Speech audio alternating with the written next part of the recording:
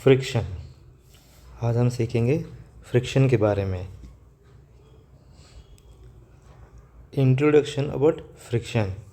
Friction का introduction बताया जाएगा। एक्चुअली फ्रिक्शन क्या है? Actually according to Newton first law of motion, the body continues in its own state of rest or state of uniform motion unless it is compelled by the external force to change that state। वो क्या बोलना चाहता है? जैसे कि एक body है, यहाँ पे बॉडी है, रेस्ट पे है, मास है यम, तो ये भी रेस्ट पे रहना चाहिए या तो एक यूनिफॉर्म मोशन मतलब कांस्टेंट वेलोसिटी से मूव होना चाहिए। और इसको जब तक इस पर एक्सटर्नल फोर्स नहीं लगता इनका स्टेट चेंज नहीं होगा। अब मैं फोर्स लगाया तो ये रेस्ट से मोशन में आएगा, या तो मोशन में रहेगा, मैं फोर्स लगा के इसको रेस्ट में लाऊंगा। ये स्टेट चेंज करने के लिए हमको एक्सटर्नल फोर्स का ज़रूरत है। जब तक एक्सटर्नल फोर्स हम लोग कंपेयर्ड नहीं लगाते, जब तक वो स्टेट वही स्टेट अपने खुद ओन सेल्फ स्टेट में रहेगा।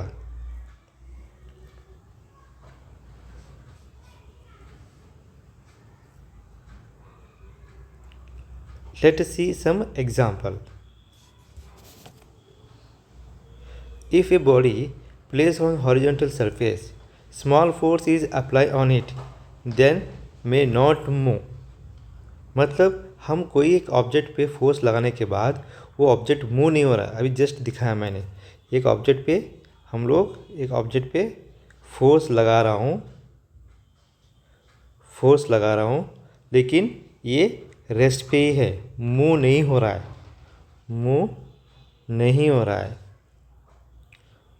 है। तो इसको हम क्या बोलते? फ्रिक्शन बनता है यहाँ पे। It is clear that some or other force must be have come into play to keep the body in equilibrium। जैसे कि अभी यहाँ पे रेस्ट पे होंगे कि बोल रहा हूँ बॉडी, तो इस पे मैं एक एक्सटर्नल फोर्स लगाया, बॉडी रेस्ट पे ही है। कैसे? मतलब फोर्स लगा तो मूव होना चाहिए था, क्योंकि फ्रिक्शन का फोर्स और ये फोर्स दोनों उसको इक्विलिब्रियम में रह के रहता है। लेकिन बॉडी रेस्ट पे है तो समझना चाहिए कि फ्रिक्शन का फोर्स और एक्सटर्नल फोर्स बोथ का मैग्नीट्यूड सेम है। और यहाँ पे कांटेक्ट फोर्स बनता है, नीचे ग्रेविटेशनल फोर्स, रिएक्शन फोर्स, ये सब इक्विलिब्रियम पड़ता है। सो बहुत सारे फोर्स ऐड होते रहते हैं लेकिन बॉडी रेस्ट पे है, उसे इक्विलिब्रियम बोला जाता है।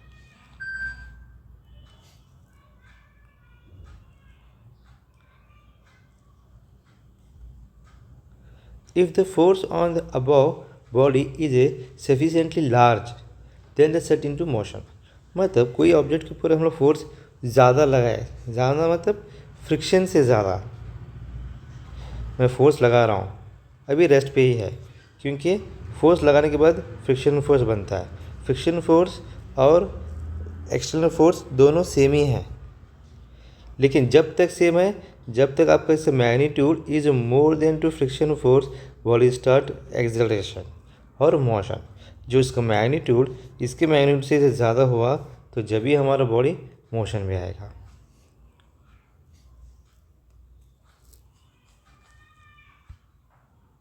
If the application of the force ceased, the body move through some distance on the surface and come to the halt। मतलब जो मूव होते रहता है, सडनली हमारा ग्रेविटेशनल फोर्स या कौन सा फोर्स सीज हो गया, मतलब स्टॉप किया गया, तो वो कंटिन्यू कांस्टेंट स्पीड से डिस्टेंस पे मूव होते रहता है। Here some force must have come into play to stop the motion of the body on the surface। मतलब एक कौन सा तो फोर्स होगा जो मोशन में आके स्टॉप करता है सरफेस पे। जैसे कि बॉल, अभी मेरे पास ऐसे बॉल है, तो मैं बॉल को फोर्स लगाने के बाद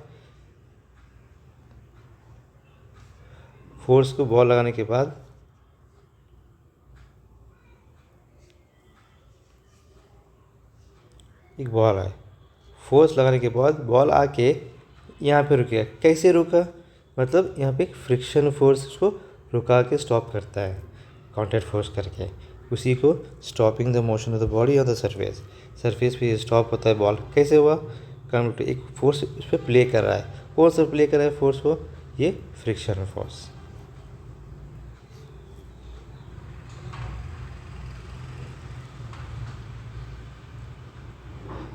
If we stop pedaling or bicycle come into the rest after traveling a certain distance, आपने ऑब्जर्व किया होगा साइकिल का पैडल हम लोग स्टॉप करते मारने का, साइकिल आफ्टर सम डिस्टेंस के बाद स्टॉप होता है। कैसे हुआ, रोड का और जो टायर का जो फ्रिक्शन होता है, फ्रिक्शन फोर्स ने उसको स्टॉप कर देता है साइकिल को। In all these examples, force that is impending motion or that is opposing relative motion is called friction और friction force। अब इतनी देखिए हम लोग मोशन के अपोजिट रिलेटिव मोशन के फ्रिक्शन के, इस सब को हम लोग क्या बोला जाता है, फ्रिक्शन और friction force. Actually, friction may be defined as opposing force which come into the play tangentially between two surfaces so as to destroy the relative motion between them. Friction is a contact force along common tangent to the contacting the surface to destroy the relative motion between them। क्या बोलना चाहता है ये,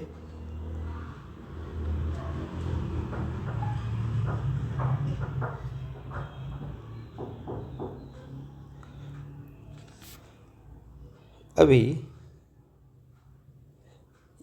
एक ball है, ये motion कर रहा है, मतलब कभी भी बॉल मोशन किधर इस साइड कर रहा है, फोर्स लगाया, मोशन भी इधर कर रहा है, फोर्स भी इधर लगाया, लगाने के बाद यहाँ पे फ्रिक्शन फोर्स कभी भी opposite direction of motion force, motion acceleration किधर हो रहा है, इस साइड हो रहा है।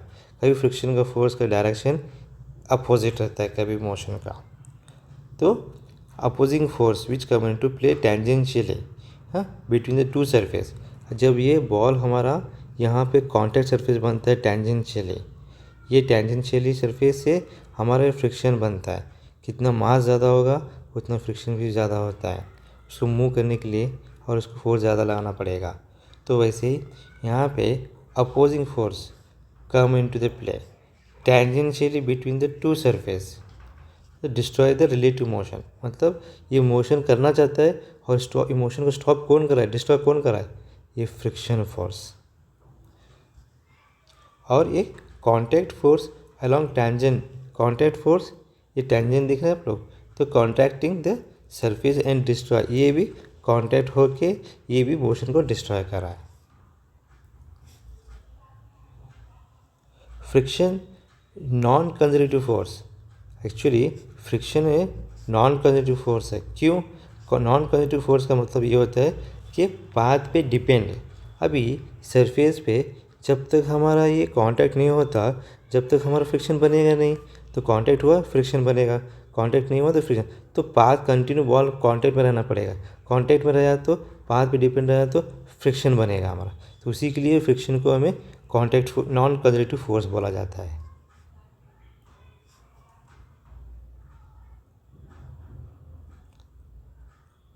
अभी types of frictions, type of frictions में क्या क्या है, static friction, limiting friction, kinetic और डायनामिक फ्रिक्शन, और उसके अंदर काइनेटिक फ्रिक्शन के अंदर और स्लाइडिंग फ्रिक्शन, रूलिंग फ्रिक्शन, ये पूरे टाइप्स ऑफ फ्रिक्शंस हैं। अभी हमको फर्स्ट आपको स्टैटिक फ्रिक्शन क्या है बताऊंगा। स्टैटिक फ्रिक्शन क्या होता है, स्टैटिक फ्रिक्शन एक्चुअली, स्टैटिक का मतलब होता है rest position, rest state position, rest पे रह के फ्रिक्शन जो बनता है एक्चुअली वो स्टैटिक फ्रिक्शन। स्टैटिक मतलब एक्चुअली स्टैटिक और डायनामिक, डायनामिक मतलब मोशन, स्टैटिक मतलब रेस्ट पोजीशन। रेस्ट पोजीशन में जो फ्रिक्शन बन रहा है उसी को रेस्ट पोजीशन स्टैटिक फ्रिक्शन बोला जाता है। अभी यहाँ पे opposing force that come into the play, opposing force come into the play when one body tend to move over the surface on another. एक बॉडी ये दूसरा बॉडी दोनों कांटेक्ट होने के बाद ही द एक्चुअली मोशन से had the not started is called static friction. Static friction का मतलब ये होता है अभी मैं कोई भी फोर्स नहीं लगाया, मैं कोई भी फोर्स नहीं लगाया, अब यहाँ पे फोर्स ज़ीरो तो फ्रिक्शन फोर्स ज़ीरो होता है। फ्रिक्शन फोर्स होता ही नहीं है, कांटेक्ट फोर्स बनता है लेकिन फ्रिक्शन फोर्स ज़ीरो। अब मैं यहाँ फोर्स लगाया 1 न्यूटन, ओके, यहाँ पे 1 न्यूटन, यहाँ पे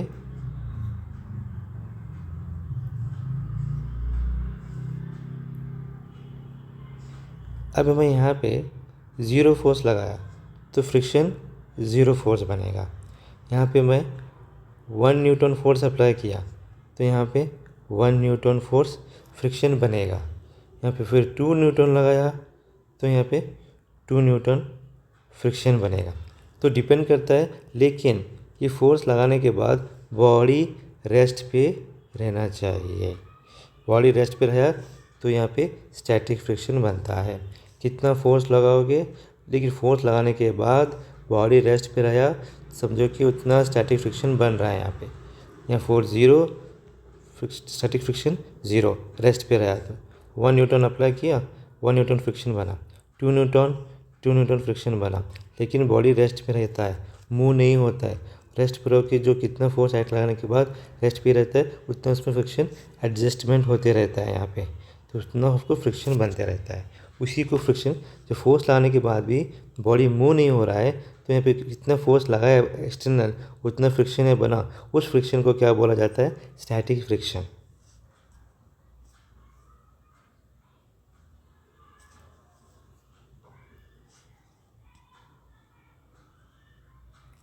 If applied force P and the body remains at the rest then static friction।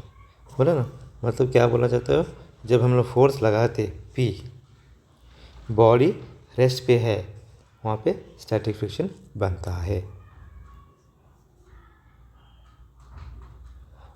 कितना फोर्स लगाओगे उतना फ्रिक्शन रहेगा, दोनों का मैग्नीट्यूड सेम रहेगा। The body is at rest and no pulling force is acting on it, the force friction is on it zero. बोला आपको मैं, यहाँ पे फोर्स मत लगाओ, friction force zero.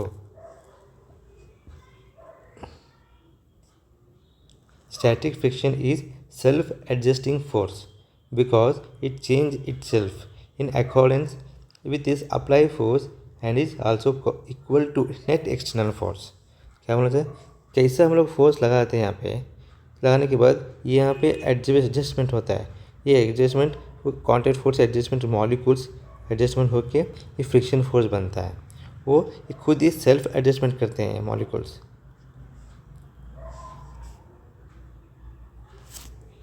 Next, limiting friction. Limiting friction में क्या है, limiting friction, if applied force is increase, force of static friction is also increase. मतलब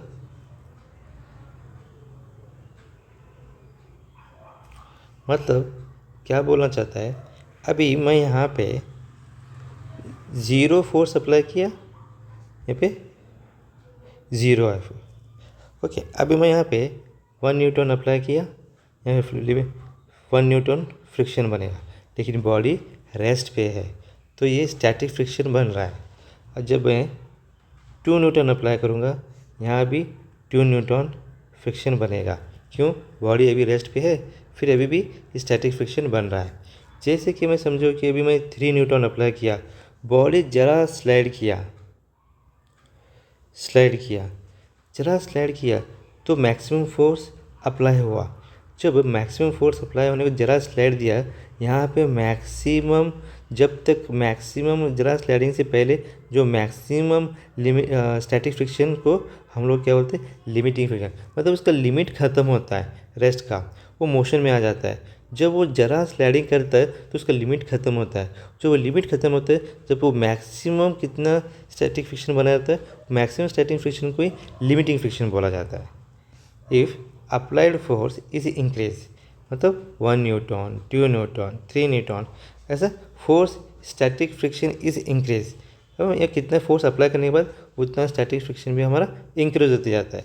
जब applied force exceed the certain maximum value, जब हमारा ये मैक्सिमम 4-5 न्यूटन, 6 न्यूटन ज़्यादा maximum हो जाता है, जब हमारा बॉडी स्टार्ट मूविंग, जब ज़रा स्लाइडिंग होता है, मूविंग होता है, जब वो maximum value of the static friction, ये मैक्सिमम अप्लाई करने के बाद, ज़रा स्लाइडिंग करने के बाद, ये जो मैक्सिमम स्टैटिक फ्रिक्शन को ही उसका जो रेस्ट पे रहने का उसका लिमिट ख़त्म हो जाता है, वो मोशन में आने का ट्राई करता है। तो वो जब उसका लिमिट ख़त्म होता है, वो जो टाइम को जो स्टैटिक फ्रिक्शन का जो मैग्नीट्यूड ज़्यादा होता है, मैक्सिमम स्टैटिक फ्रिक्शन को ही लिमिटिंग फ्रिक्शन बोला जाता है।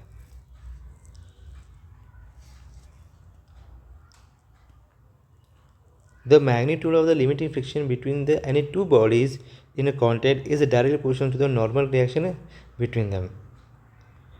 मतलब वो क्या बोलना चाहता है, अभी यहाँ पे जो लिमिटिंग फ्रिक्शन, मतलब इसका पूरा मैक्सिमम ख़त्म होता है। ये कैसा है लिमिटिंग फ्रिक्शन है ना, ये two bodies contact is directly proportional to normal reaction between them.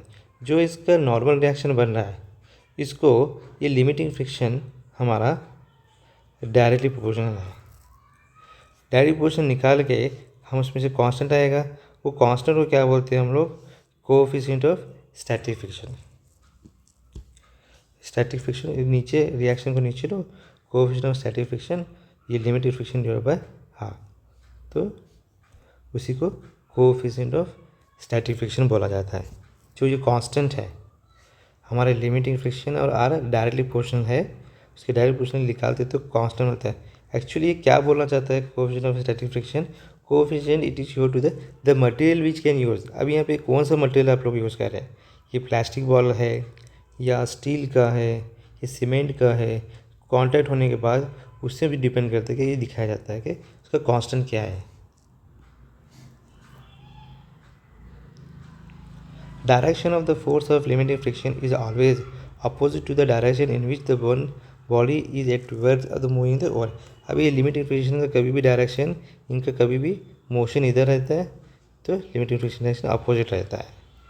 Force इधर लगा रहे, एक्सेलरेशन इधर हो रहा है, फ्रिक्शन फोर्स पीछे खींचता है, कभी भी अपोजिट रहता है। Coefficient of static friction, coefficient of static friction and defined as ratio of force of limiting friction and normal reaction। मतलब coefficient of friction, इसके बीच में जो coefficient of friction है इसका रेशियो क्या है, limiting friction and reaction।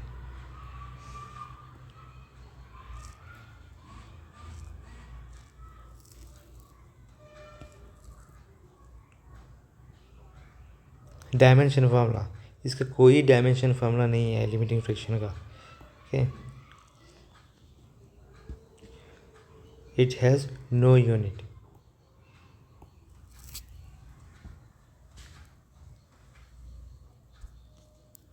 The value of coefficient friction depend on material and nature of a surface in contact, that means whether dry और wet, rough और smooth, polished और non polished.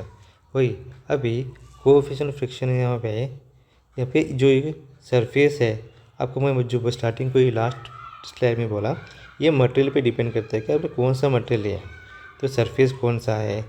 हाँ, surface पे इनके दोनों के बीच में वाटर गिरा है क्या, वाटर गिरा है तो फिर स्लाइडिंग फ्रिक्शन बहुत ईजी हो जाएगा, फ्रिक्शन कम हो जाएगा। वाटर है तो स्मूथ सरफेस हो जाएगा, वाटर नहीं रहा तो फ्रिक्शन ज़्यादा बनता है। उसके लिए हम लोग स्लाइडर में गिरते हैं घरों में। The value of A coefficient of friction does not depending upon apparent area of A contact, लेकिन ये जो कितना एरिया कॉन्टैक्ट हो रहा है उस पर डिपेंड नहीं किया जाता है।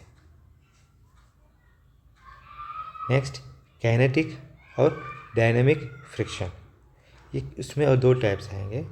फर्स्ट, काइनेटिक और डायनेमिक फ्रिक्शन। काइनेटिक मतलब और डायनेमिक मतलब इन मोशन। जब अभी ऑब्जेक्ट फोर्स लगाने के बाद अभी यहाँ 0, यहाँ पे 0, यहाँ पे 1 न्यूटन अप्लाई किया, यहाँ पे 1 न्यूटन अप्लाई किया तो स्टैटिक फ्रिक्शन बना। जब 2 न्यूटन अप्लाई किया, यहाँ भी 2 न्यूटन, बॉडी रेस्ट पे ही है, बॉडी रेस्ट पे ही है तो स्टैटिक फ्रिक्शन बना। फिर 3 न्यूटन, फिर यहाँ भी 3 न्यूटन। अब 4 न्यूटन अप्लाई करने के बाद बॉडी मोशन में आया, मोशन में आया, एक्सलेट कर रहा है। एक्सलेट करने के बाद जो एक्सलेट में जो फ्रिक्शन जो बन रहा है उसी को हम लोग डायनेमिक फ्रिक्शन होता है। डायनेमिक मतलब मोशन, जो रुका हुआ बॉडी रुका हुआ जो बन रहा था फ्रिक्शन वो स्टैटिक फ्रिक्शन। अभी मोशन में आने के बाद जो फ्रिक्शन बनता है यहाँ पे जो उसको डायनेमिक फ्रिक्शन बोला जाता है या तो काइनेटिक फ्रिक्शन। काइनेटिक फ्रिक्शन और dynamic friction both are same. This friction is produce when the body in motion. Motion में हो के जो फ्रिक्शन बना रहा है, अब बॉडी जा रहा है, पीछे फ्रिक्शन खींचते रहता है, फ्रिक्शन लगते रहता है। जैसे कि भी सरफेस पे एक बॉल है, बॉल आगे जाके बॉल रुकेगा, कैसे रुका, जाते जाते जाते फ्रिक्शन लगते रहता है नीचे, तो वो फ्रिक्शन जो बन रहा है वो हमारा dynamic friction. Applying force is increase further set the body in motion. Friction oppose the motion is called kinetic friction. मतलब वो जाना चाहता है, मोशन पे है, वो मोशन को अपोज करके रुकाने की ट्राई करते हैं, उस फ्रिक्शन को क्या बोलते हैं, काइनेटिक फ्रिक्शन बोलते हैं। जो मोशन में फ्रिक्शन बन रहा है काइनेटिक फ्रिक्शन, जो रेस्ट में फ्रिक्शन बन रहा है वो static friction.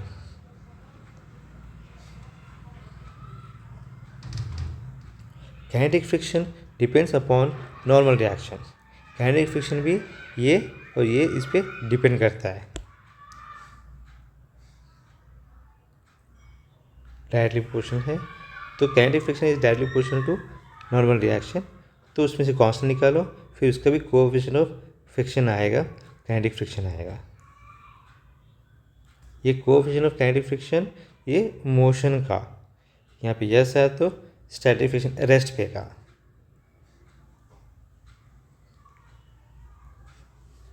The value of A coefficient of kinetic friction depend upon the nature of a surface. ये वही डिपेंड, कोएफिशिएंट मतलब कांस्टेंट मतलब कि जो सरफेस कौन सा है, सरफेस और इसके बीच में वाटर है क्या, पॉलिश है, ये सरफेस कौन प्लास्टिक है, ये स्टील है, ये डिपेंड करता है। Kinetic friction is always less than limiting friction. क्योंकि काइनेटिक फ्रिक्शन है ना हमारा, तो लिमिटिंग फ्रिक्शन मतलब लिमिटिंग फ्रिक्शन जैसे कि भी ये यहाँ से 1 न्यूटन को, यहाँ स्टैटिक फ्रिक्शन 1 न्यूटन, यहाँ 2 न्यूटन को, ये भी 2 Newton static friction. Body move नहीं करा ना, हाँ 3 न्यूटन को मूव हुआ, 3 न्यूटन को बॉडी मूव हुआ, तो यहाँ पे 3 न्यूटन को फोर्स, तो काइनेटिक फ्रिक्शन ज़्यादा हुआ, लेकिन लिमिटिंग फ्रिक्शन कितना रहता है, 2 न्यूटन रहता है। इसका लिमिटिंग फ्रिक्शन के बाद काइनेटिक फ्रिक्शन 3 न्यूटन होता है, क्योंकि ज़्यादा होता है मोशन में आता है, तो कभी भी लिमिटिंग फ्रिक्शन कभी कम रहता है काइनेटिक फ्रिक्शन से।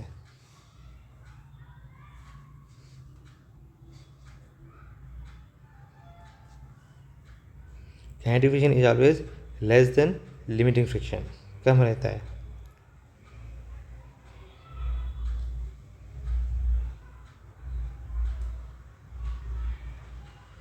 Coefficient of kinetic friction is always less than coefficient of static friction. Thus, we require more force to start a motion than to maintain the against the friction. This is because once the motion start actually, मतलब क्या बोला चाहता है, ज़्यादा force चाहिए start करने के लिए मोशन के लिए और मेंटेन करने के लिए अगेंस्ट फ्रिक्शन, फ्रिक्शन को अगेंस्ट हम लोग काम करने के लिए ज़्यादा फोर्स चाहिए, उसी को हम लोग मोशन स्टार्ट होता है एक्चुअली, नहीं तो नहीं होगा। Inertia of the rest has been overcome. यहाँ पे इनर्शिया भी आएगा, रेस्ट पे रहेगा तो खुद अपना रेस्ट बनाना चाहता है, उसी को हम लोग इनर्शिया ऑफ रेस्ट बोलते हैं ना। Always when motions has actually started, irregularity of one surface have little time to get locked again into the irregularity of the other surface। मतलब जब ये एक बार मोशन आने के बाद फिर तुम फोर्स छोड़ो, फिर ये लॉक करने का स्टार्ट करता है सरफेस, फ्रिक्शन उसी तो बोलते हैं। फ्रिक्शन क्या करते हैं, वो जो मॉलिक्यूल्स लॉक करने का स्टार्ट हो जाता है अपने आप और एक बार से। Kinetic friction does not depending upon the velocity of the body. मतलब कि जो काइनेटिक फ्रिक्शन बनता है, जो कैसे कैसे मूव हो रहा है ऑब्जेक्ट, तो ये इस पर डिपेंड, एक्सेलरेशन पे डिपेंड नहीं करेगा, मोशन पे डिपेंड नहीं करेगा, कितना वेलोसिटी पे डिपेंड नहीं करेगा kinetic friction.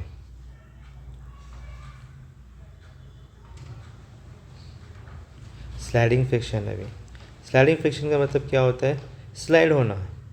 The opposing force that come into the play when one body actually sliding over the surface of the other body is called sliding friction।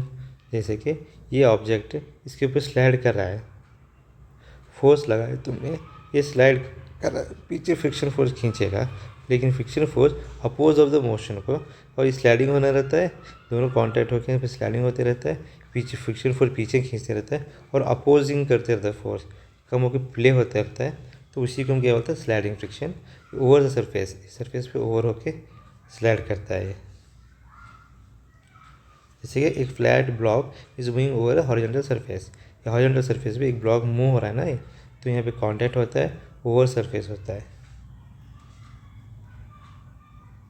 Rolling friction मतलब वही same block पे rolling होना है। Rolling मतलब जैसे कि contact होना है। When object such as wheel, disc और रिंग, स्फीयर और cylinder rolls over a surface, the force of friction that come into the play, that rolling friction.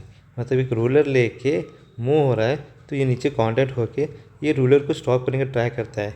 कौन? वही तो फ्रिक्शन बोलते हैं, वो फ्रिक्शन को क्या बोलते हैं? रोलिंग फ्रिक्शन बोलते हैं।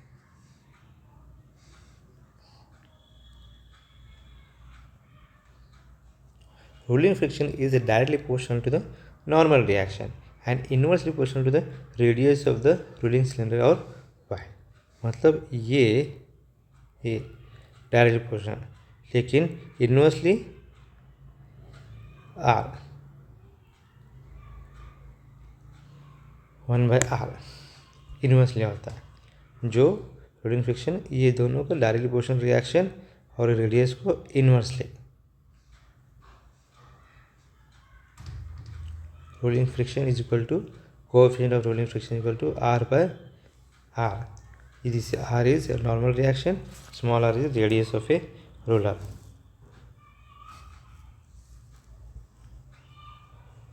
Rolling friction is equal to coefficient of friction r normal reaction divided by radius of a roller. The coefficient of mu naught r is called coefficient of roller friction. It would have the dimension of the length and would be measured in the meter। इसके dimension length में आता है, radius आता है ना उसके लिए। Rolling friction is often quite small as compare to sliding friction. Rolling friction is often quite small as compare to sliding friction. That is why heavy loads are transported by the placing some on the cars will. यहाँ पे अभी क्या बोलना चाहता है? अभी यहाँ पे एक ब्लॉक लेता हूँ, अभी ये कितना मुश्किल है मूव करने के लिए, लेकिन रूलर वो जल जाता है। क्यों? ये कॉन्टैक्ट एरिया पे ज़्यादा होता है, ये कॉन्टैक्ट एरिया कम होता है। ये कॉन्टैक्ट एरिया ज़्यादा होने के बाद ये फ्रिक्शन ज़्यादा होता है, तो स्लाइड होना बहुत मुश्किल होता है। लेकिन यहाँ पे कॉन्टैक्ट एरिया कम होता है, फ्रिक्शन कम होता है, इसलिए ईजिली मूव होता है। तो कोई भी हम कोई बड़ा हैवी ऑब्जेक्ट मूव करने के लिए नीचे व्हील लगाया जाता है। व्हील से क्या होता है? कॉन्टैक्ट कम होकर फ्रिक्शन ईजिली मूव कम हो जाता है, तो ईजिली मूव हो जाता है वन प्लेस से अदर प्लेस को।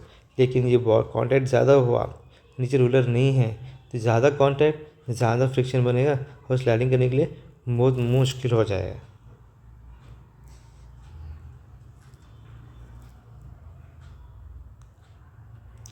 In rolling with the surface, as a contact does not rub in each other, the velocity of the point of the contact with respect to the surface remains zero। बोला ना, तो ये contact होने का ये बहुत zero होता है, उसीलिए फ्रिक्शन कम होने लगता है। वो टाइम पे हमारा center of the wheel move forward, इसके लिए आराम से फॉरवर्ड मूव होता है। अभी graph between applying force and force of friction. अभी graph between applied force and force of frictions. जो फ्रिक्शन बनता है, kinetic friction, static friction, limiting friction, वो कैसे बनती है? एक्सटर्नल फोर्स अप्लाई करने के बाद। मतलब हम लोग एक्सटर्नल फोर्स अप्लाई करने के बाद जो फ्रिक्शन मतलब उसे ग्राफ कैसे ड्रॉ किया जाता है। यहाँ पे देखो, दिस इज ग्राफ। अभी यहाँ पे देखो एक्स एक्सिस क्या है हमारा, एक्स एक्सिस अप्लाइड फोर्स, जो हमें एक ऑब्जेक्ट पे फोर्स अप्लाई करते रहते हैं वो फोर्स है हमारा है। और जो कैसे फोर्स अप्लाई करने के साथ उसमें पीछे बॉडी रेस्ट पे रहता है, उसमें फ्रिक्शन और फोर्स बनते रहता है। ओके, जैसे कि अभी यहाँ पे पॉइंट देखो, पार्ट ओ ए, जो ओ और ए यहाँ से कभी ऑब्जर्व करो तुम कैसा 1 न्यूटन 2 न्यूटन कैसा अप्लाई करें। यहाँ पे 1 न्यूटन 2 न्यूटन 3 न्यूटन कैसा हमारा अप्लाइंग फोर्स इंक्रीज हो रहा है, अप्लाई किए फ्रिक्शन फोर्स भी इंक्रीज होगा। तो यहाँ पे कांस्टेंट है ओ से ए तक, मतलब दोनों इक्वल रहते हैं स्टैटिक फ्रिक्शन। जैसे कि हमारा ये स्टैटिक फ्रिक्शन पे कुछ समझ में आ रहा है, जैसे कि हमारा अप्लाइड फोर्स यहाँ 1 2 3 4 5, यहाँ भी 1 2 3 4 5, ऐसा कहाँ तक 5, यहाँ पे देखो समझो 5 कितना तो न्यूटन फोर्स अप्लाई किए उतना स्टैटिक फ्रिक्शन बना हमारा। जब स्टैटिक फ्रिक्शन ज़्यादा होने के बाद वही तो हमारा लिमिटिंग फ्रिक्शन है, समझे। मतलब अभी यहाँ तक ओ ए तक directly proportional to applied force और friction force. Which friction force is static friction force. O part O A curve represent static friction. यहाँ से पूरा ही स्टैटिक फ्रिक्शन है। क्यों स्टैटिक फ्रिक्शन है? बॉडी रेस्ट पे रहेगा, कितना फोर्स लगेगा उतना फ्रिक्शन बनता है, वो पूरा रेस्ट पे रहेगा तो वो स्टैटिक फ्रिक्शन हमारा।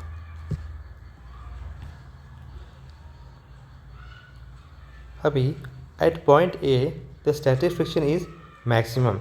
अभी यहाँ पे स्टैटिक फ्रिक्शन है यहाँ 1 न्यूटन 2 न्यूटन 3 न्यूटन 4 न्यूटन, यहाँ लास्ट को ए पॉइंट पे हमारा स्टैटिक फ्रिक्शन मैक्सिमम रहता है। वो मैक्सिमम स्टैटिक फ्रिक्शन को लिमिटिंग फ्रिक्शन बोला जाता है।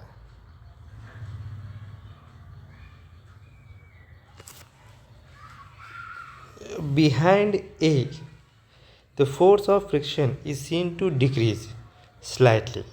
The portion BC of the curve represent the kinetic friction. अभी मैं क्या बोलना चाहता है, जो BC में क्या होता है, जो लिमिटिंग फ्रिक्शन खराब होने के बाद गाड़ी मोशन में आ जाता है हमारा। जो स्लाइडिंग होने के मोशन में आने के बाद जो फ्रिक्शन पीछे खींचते रहता है वो फ्रिक्शन कौन है हमारा? Static friction, sorry kinetic friction, dynamic friction. Okay, वो dynamic friction actually is compare to limiting friction से कम होता है। मतलब कार को हम ढकलते हैं, स्टार्टिंग को जो मोशन से पहले बहुत फोर्स लगाना पड़ता है, जब मोशन में आने के बाद फिर फोर्स हम लोग कम लगाते हैं तो वहाँ पे फ्रिक्शन कम होने लगता है। तो इसीलिए हमारा ये काइनेटिक फ्रिक्शन लिमिटिंग फ्रिक्शन से कम रहता है। देख रहे हैं आप लोग, यहाँ पे 5 न्यूटन, यहाँ पे 6 न्यूटन, लेकिन फिर हमारा जो स्लाइडिंग होने के बाद मोशन में आने में काइनेटिक फ्रिक्शन बनता है उसका मैग्नीट्यूड कम होता है, मतलब लिमिटेड फ्रिक्शन से कम रहता है काइनेटिक फ्रिक्शन हमारा। क्योंकि वो जब तक मैक्सिमम अप्लाई करने के बाद वो मुंह में आता है, मूवमेंट में आने के बाद वो फिर हम फोर्स कम लगाते हैं तो कम फ्रिक्शन बनता है, तो वो कम फ्रिक्शन है ना लिमिटेड फ्रिक्शन से कम रहता है।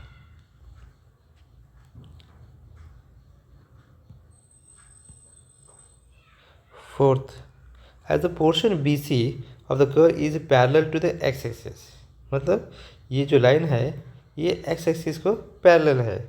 Therefore, kinetic friction does not change with applying the force।